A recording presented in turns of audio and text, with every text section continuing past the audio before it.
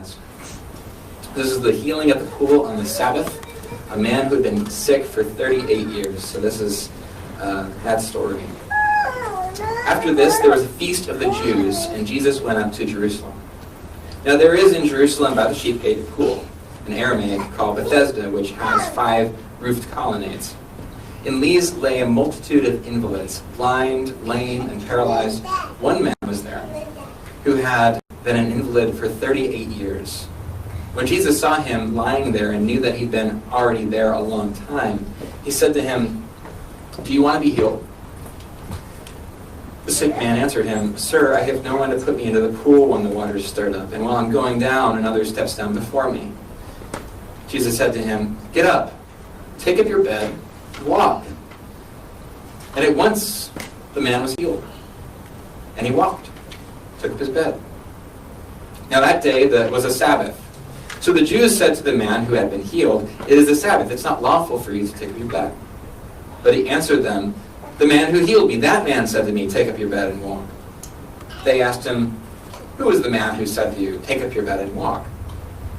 Now the man who had been healed did not know who it was, for Jesus had withdrawn, as there was a crowd in the place. Afterward, Jesus found him in the temple and said to him, "See, you're well. Sin no more, that nothing worse may happen to you." The man went away and told the Jews that it was Jesus who had healed him. And this was why the Jews were persecuting Jesus, because he was doing these things on the Sabbath. But Jesus answered them, "My Father's working until now, and I'm working." This was why the Jews were seeking all the more to kill him, because not only was he breaking the Sabbath, but he was even calling God his own Father, making himself equal with God. This is our scripture reading this morning. You can have a seat.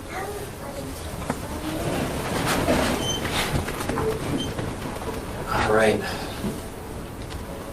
Let's join me in a quick word of prayer. Lord, I thank you for the opportunity to be here this morning, and I pray that any distractions, there's a lot that can distract us, there's a lot that can distract me. I just pray that you would center us, kind of collect our thoughts, collect any anxieties. Lord, help us to lay those out, just to dismiss them for the moment.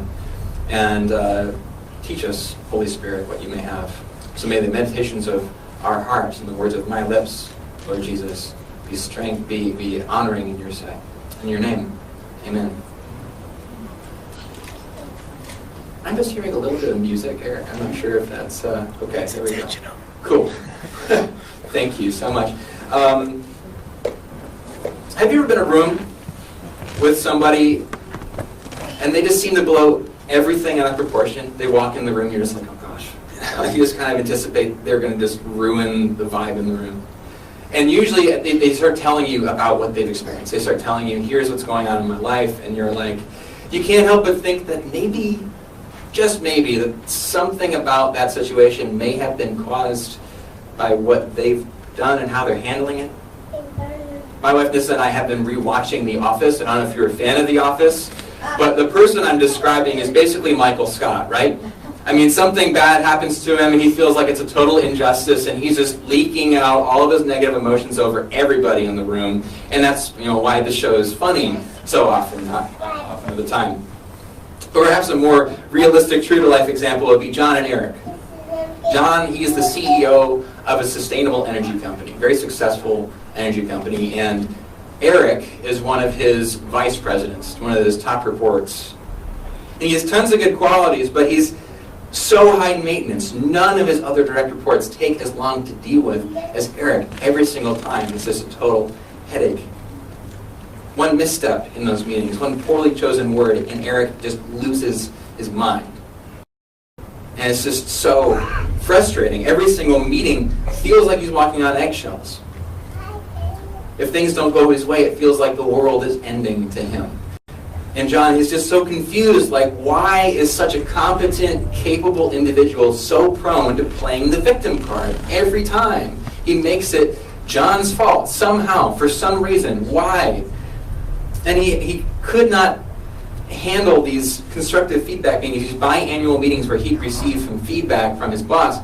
Eric would just always turn the tables and make John look like the bad guy. And John's just kind of like, he's wrestling through these meetings. He's like, I'm just trying to figure out how I can make this more palatable for you. I'm trying to analyze this and figure this out. But anyway, I come at it. It seems like I'm being the bad guy. Have you experienced this before? Have you been in a room with somebody like that? Have you maybe you know them, they're an acquaintance of yours, maybe it's a family member that you know of that seems to kind of play the victim card often? One of them, I would suggest to you, is actually in our text this morning. Now, usually what happens in these stories of Jesus and his biographies and how he is healing people, people come to him. They have an ailment, they have something they want him to address. He responds and he heals them. And usually what flows is like gratitude, praise, they're ecstatic, they can't keep their mouths shut even though he says, please don't tell anybody about this. They just can't stop talking about it. It's this exciting thing. And aside from the healing, the weird thing about this miracle is that none of that happens in this story. Aside from the healing, none of that happens. So who exactly is this man that we're told about who is 38 years sick? Like most people in the Gospels are not given his name, but from what we know about him, we're able to construct a little bit of a profile. It's maybe not the definitive profile, but it's a profile nonetheless. So John tells us that this pool in Jerusalem is called the Pool of Bethesda, and it means in Aramaic, the house of mercy. And so apparently this was quite a gathering place for people with various diseases and maladies, because as archaeology has revealed and as textual evidence has shown us, is that this was a pool, and archaeology says that it was a natural mineral spring. And so people would gather there, kind of like people would gather at a mineral spring nowadays. They were hoping to receive some kind of healing, but there was also some superstition attached to it. In later manuscripts from the New Testament, in the Gospel of John, there was a verse that was added that said that there was an angel who would come. It would stir up the waters. And then the first person to step into the pool after the waters had been stirred, or the spring kind of bubbled up, that was when the person would be healed. So there was a superstition attached to the experience. And so as a result, all these people are gathering there. They're hoping to be sick, including they're hoping to be healed. And this man has been gathering there for, we don't know how long, maybe all 38 years, we don't know. He's been coming there for a very, very long time. And based on what we have in the original text says that the man was just sick. That's what the original Greek word means. He was sick. And so we can infer that there was some kind of illness that he was struck with that rendered the use of his legs, it's gone. Like he can't walk anymore because he got so sick. I mean, can you imagine that? There are things that we have nowadays that can mitigate that experience. They can mitigate our suffering. We have wheelchairs. We have all those sorts of bionic things that can help us walk.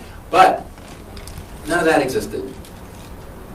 Can you imagine that? I mean, he had potential, maybe. Graduated top of his class. He had a lot of brimming potential, and then suddenly one day he gets sick. That sickness takes a turn for the worse. It gets so bad he can't even walk, and 38 years later, here he is. Can you imagine that? Maybe you don't have to imagine that. You're like, yes, that's kind of me. I mean, the despair, the hopelessness that he may be feeling. And we have compassion on somebody like this. Of course we feel bad. You look at him, no one deserves this. No, this is terrible. 38 years. He was just prey to circumstance, prey to things that are totally beyond his control. He's a victim, right? However, I think that there's a difference between someone who is a victim and someone who has adopted a victim mentality. What's victim mentality? Victim mentality is a posture which colors everything you experience as being directed against you. A person with victim mentality has been so deeply and profoundly affected by their suffering that they are almost become it. Someone who has this mentality is probably thinking, maybe not in these words exactly, but they are like, I suffer, therefore I am. It's where they draw their identity. It's how they kind of even make sense of this world. Someone who might have this posture would say, I have a right to complain. My life isn't fair. These cards were dealt to me unjustly. This isn't my fault. You should feel sorry for me. Have compassion on me. And I think there's a couple ways we see this in this man. Now we're told, what's interesting to me is that we're told that there is a multitude of sick people at this pool. A multitude. And Jesus, if you grant that he's the Son of God, he's looking at all these people. He knows where they're at. He knows where they're at physically, emotionally, spiritually. And he picks out of every single one this gentleman. And here's how it happens. Jesus asks him if he wants to be made well. Now, according to the internet, you might have a victim mentality if you blame other people. So what does he say in response to that? He says, I have no one to put me into the pool. It's not my fault, he says. My friends brought me here, they left me here, and now no one wants to help me get in the pool. Blaming others. Then he says this, he's continuing his complaint. You might also have a victim mentality if you're cynical or pessimistic. And he says, and while I'm getting down, another steps down before me. I'm never fast enough. I can't do it. Everyone else always beats me. This isn't going to work. And even after the healing, which is so interesting to me, we even see some evidence of this mentality still hanging on. Another sign of this way of thinking is finding something to complain about even when things go right. And so we have this guy, he's healed, miraculously taken 38 years of an illness, gone in a moment, and he's walking away. He's told to carry his mat. And according to the Mishnah, this is a book that is a commentary on the Torah, which is the first 5 books of Moses, first 5 books of the Bible. And in the Bible, the Torah, it says you should keep the Sabbath. And the Mishnah was a compilation of rules and commentary that was helping explain exactly how you would do that best. And so in the Mishnah, there is a set of 39 rules about how to keep the Sabbath. The 39th of those rules was that you're not supposed to carry one thing from one dwelling to another. Whether it's a nickel or it's a piano. You can't carry anything from one dwelling to another. And so this guy's carrying his mat. And so he gets in trouble with the religious authorities. And you can imagine him thinking, he ducks him. He's like, it's not my fault. It's that guy. He told me to carry it. And he's trying to get out from under this. And you can almost imagine him thinking, typical. Just when I'm feeling better, I get in trouble. Just my luck. And before the story closes, I think we have 2 additional clues that he had assumed this posture. And those clues are feeling attacked when you're given constructive criticism, and also an unwillingness to analyze yourself and improve your life. So verse 14. Jesus comes into the temple complex and he finds this man again. And he looks at him like, hey, you're well. Don't sin anymore. Don't do anything that might make this worse. Verse 15, not even a response. No thank you, no, oh, your name is Jesus, I'm so appreciative of what you've done for me. Nothing. He goes straight to the religious authorities and reports him. He rats him out. What is this guy? What is he doing? I mean, you can almost imagine him thinking, first you get me in trouble, you tell me to carry my mat, and now you're telling me how to live my life? Unbelievable. I think he's got victim mentality. Even when he's miraculously healed, he can't stop thinking like a victim. Does he have even the slightest bit of self-awareness that his entire life has been dramatically changed for the better? Does he have any awareness that his illness that has been around for 38 years has been taken away? It's gone. The entire reason that he was a victim, he's adopted this mentality, is gone. It's been taken away. So how dare he? He doesn't even say thank you. Hey, Jesus, I appreciate it. I'm going this way. He doesn't say that. He just goes and reports him, rats him out. Makes the only thing that Jesus gets out of this entire exchange is controversy and trouble because of his snitching. And I think that's another sign of him being a victim or exhibiting victim mentality, because One thing that you do, if you have victim mentality, is victimize the very people who try to help you.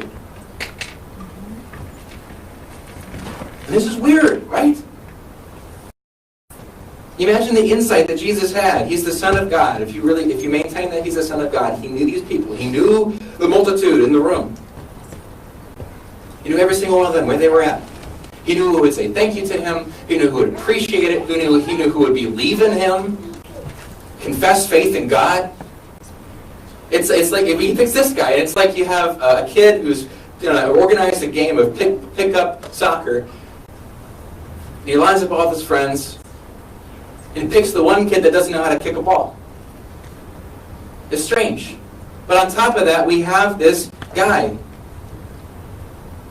God has done so much for him. How can he be so ungrateful? How can he just have no self-awareness about this at all?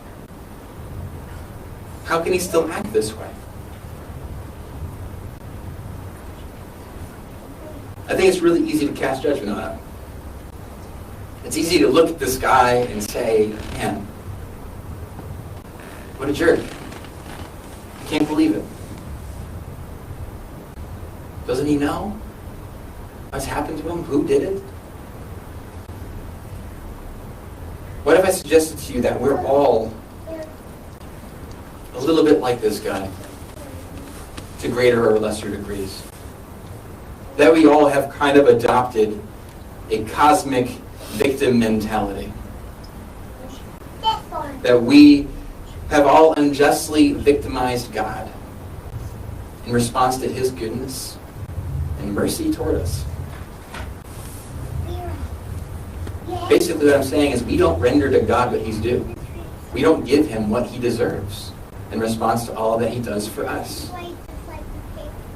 Martin Luther explained that God has given us everything we have and enjoy. And that includes an apartment, your spouse, your friends, your family, your senses, your very body, your gifts, your talents, every ability that you have. He's given that to you, free of charge. And He says, He daily and richly provides me with all that I need to support this body and life. This is from Luther's Small Catechism. He defends me against all danger and guards and protects me from all evil. All this He does only out of fatherly divine goodness and mercy, without any merit or worthiness in me. For all this, it's my duty to thank and praise, serve, and obey Him. So why did Jesus heal this invalid who'd been sick for 38 years, whom He knew wasn't going to give a bother about why He'd done it? Wasn't going to say thank you, wasn't going to believe in Him. Why did He do that? I think He did that because He was just expressing God's goodness and mercy to us, because it comes no strings attached. It comes whether we deserve it or not. That's how God's mercy and goodness comes to us. And I say that we might be exhibiting that same thing, and you might say in response, well, hey, this is different. This isn't fair. You don't know my life. You don't know what I've been through. You don't know the experiences that I've had, the suffering I've had to endure, the home I've grown up in, the abuse I've suffered. You don't know any of that. How dare you? If anyone is owed anything, it's me. And you're right. I don't know your background. I don't know your story. I don't know the things that you've experienced and suffered, the pain that you've endured. But let me just invite you to adopt an alternative perspective.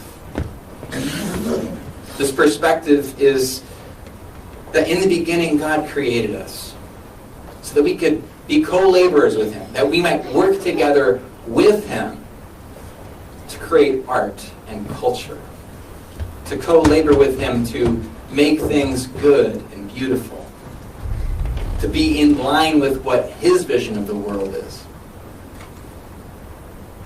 He made us in His image. We are the crown of His creation, the best thing that He made. And what we ended up doing, we rebelled.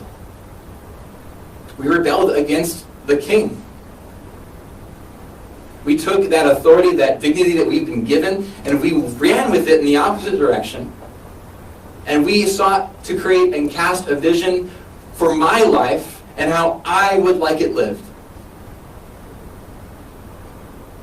And it's particularly unpleasant and irksome when God would allow any kind of suffering to enter into my life, because that interferes with my vision of how my life was supposed to go. So how dare you? I deserve better than this. Do you? So what's happened here is that you've committed a kind of cosmic injustice. You've committed cosmic treason. According to that, the only thing you deserve is judgment. That's what's fair. That's what makes sense. But here's the reality for the Christian. The reality is you're not judged. You're not condemned. You are, in fact, rescued from playing the role of cosmic victim. Why? Because Jesus assumed your position. Jesus became the victim. And if there's anyone who didn't deserve to be treated like a victim, it was Jesus. It says when he was unjustly arrested in the Garden of Gethsemane outside of Jerusalem, he had a sword pointed at his throat, and he said to that man, "Do you not think that I can appeal to my Father right now and call down in this place 12 legions of angels?" He had that ability. He chose not to make that appeal. When he was on trial in front of Pontius Pilate for literally nothing, he could have leveraged all sorts of evidence to prove his innocence, to get himself out of there, but he was silent, like a lamb taken to be slaughtered and a sheep being sheared. He took it all without saying a word. Jesus himself willingly became the victim. And he suffered death on the cross, regarding which the Roman philosopher Cicero, he said that there is no fitting a word that can possibly describe such a horrible deed. Whatever sin, pain, or injustice that has been dealt by you or against you, Jesus took it all upon himself for your sake. Jesus became the ultimate victim, taking on the injustices of the entire world, and he died. But he also became the ultimate victor, because 3 days later he rose from the dead. He was raised from the grave, demonstrating his victory over death and the injustices that were committed by you and against you. And they couldn't keep him down. And as a result, they can't keep you down either. So what this means is this: you don't have to live your life thinking like a victim. You don't have to live your life like that. Jesus, as the ultimate victim and the ultimate victor, leads you to live in strength and in hope. And he leads us to that in 2 ways. The first is that suffering doesn't define you anymore, but it refines you. It says in Romans chapter 8, verse 28, a letter written by the Apostle Paul, that for those who love God, all things work together for good, for those who are called according to his purpose. So what's this saying? This is saying that everything has to submit to Jesus. Everything that is going on in your life, good or bad, submits to the power and authority of Jesus, because he's been raised from the dead. What that means is cancer has to submit to Jesus. Divorce has to submit to Jesus. Mental illness has to submit to Jesus. No matter what has happened or is happening to you, God will work and manipulate that thing to bring good into your life. Amen. And as we're like unrefined gold. And God's going to stick us into the furnace. And do we enjoy being in the furnace? Heck no. It is painful. It hurts. It stings. It's terrible to be in that furnace. We get me out of here, God. I don't want to experience this pain and this suffering anymore. But when you come out, you're pure gold. It may take a long time. You don't know how long you're going to be in that furnace. It may take years in 2020 hindsight to even figure out what the heck was God doing. Why did he allow that to happen to me? But God knows what he's doing. He willingly became the ultimate victim to suffer cosmically on your behalf. And if he did that, you can trust him in the middle of this. You can trust him in the middle of this. And second, the suffering that remains true throughout this life, those things that you are experiencing right now that never get healed, that never pass away, that you're going to go to the grave with, those sufferings will be made untrue in the resurrection. So the Bible tells us, this is the vision that the Bible casts for us, that because Jesus has been raised from the dead, we too will be raised. And what this means is that this is not all that there is. There's more to come.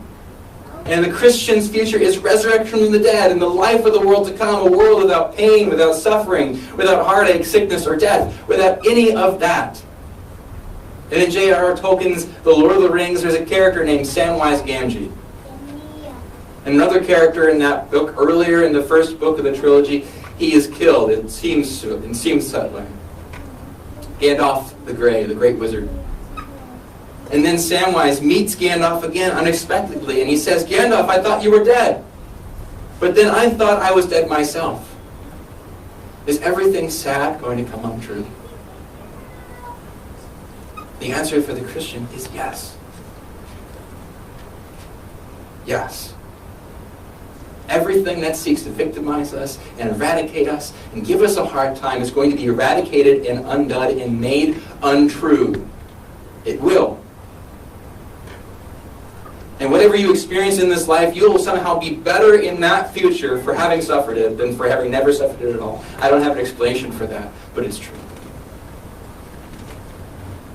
What remains for us in that future is a future to enjoy and to live life as God always intended it to be lived with Him, apart from all this. This is the substance of the Christian hope. I hang my head on this. But for now, we wait in this confusing, oftentimes painful in between. We don't know always what God's doing. But even now, Jesus, the ultimate victim and the ultimate victor, He stands with you. He mourns with you. He refines you. And when needed, He carries you. Please pray with me. Dear God, I thank you for meeting us at this time.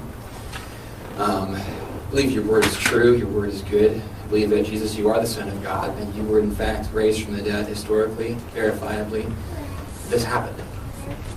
And Lord, whatever it is that any of us, anyone is going through in this room right now, I pray that they would be able to lean into you as the one who became the ultimate victim for their sake.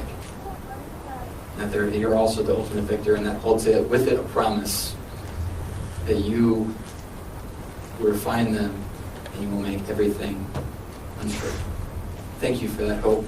And it's in your name, Jesus, we pray. Amen.